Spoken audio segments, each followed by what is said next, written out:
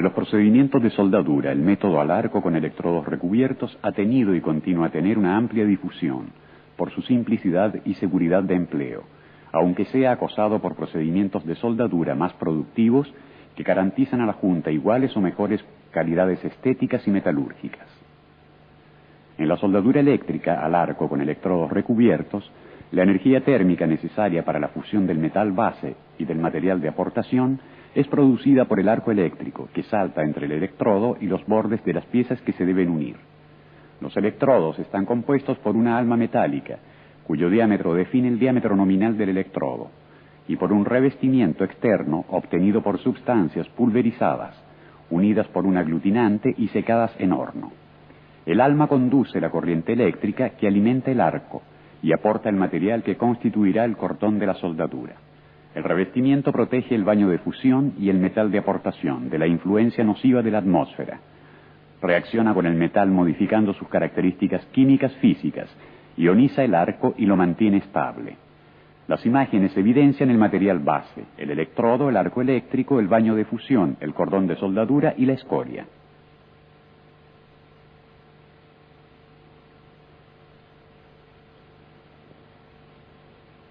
Los equipos de soldadura son el elemento fundamental de la instalación. Algunos de ellos erogan corriente alterna, otros corriente continua. Los equipos de soldadura a corriente alterna son empleados sobre todo en el campo de la hoguística. Los equipos de soldadura a corriente continua son empleados en la industria, allí donde particulares exigencias o limitaciones prácticas no permiten utilizar procedimientos más productivos y por consiguiente más económicos, como por ejemplo la soldadura a hilo continuo MIG-MAG. En los equipos de soldadura a corriente continua, el operador debe coligar los cables del portaelectrodo y del borne de masa a los dos polos de la fuente de corriente. La polaridad está referida al electrodo. Es directa si el electrodo está coligado al polo negativo. Es inversa cuando el electrodo está conectado al polo positivo. En los bornes de salida de los equipos de soldadura se puede determinar con apropiados instrumentos de medida la tensión en vacío, que aproximadamente varía entre 50 y 80 voltios. La tensión y la corriente de cortocircuito en el momento en que el electrodo entra en contacto con la pieza. La corriente y la tensión de soldadura, que en los equipos de soldadura modernos están controladas por circuitos electrónicos que adecúan el régimen de funcionamiento del equipo de soldadura a las variaciones de la longitud del arco. Un equipo de soldadura se puede distinguir además que por las particularidades de la soldadura, también por las características estáticas que definen para cada valor de la tensión en los polos del generador estático la correspondiente intensidad de corriente en el circuito. En comercio se encuentran equipos de soldadura de característica descendente y de característica constante.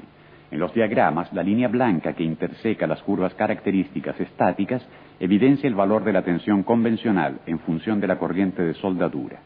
En la soldadura con electrodos recubiertos, el valor de la tensión convencional en función de la intensidad de la corriente de soldadura está dado por la relación experimental. Tensión de soldadura igual 20 más 0,04 por la intensidad de la corriente de soldadura. En los equipos de soldadura de característica descendente, con la variación de la longitud del arco cambia sea el valor de la tensión que de la intensidad de corriente.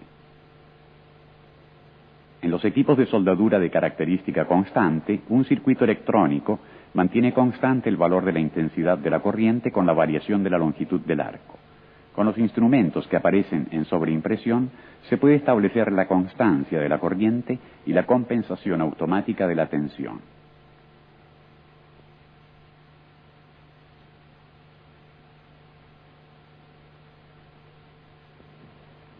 Las fuentes de corriente para soldadura se pueden comparar si se consideran las características técnicas obligatoriamente reproducidas en una placa inamovible ubicada sobre la caja de la fuente misma.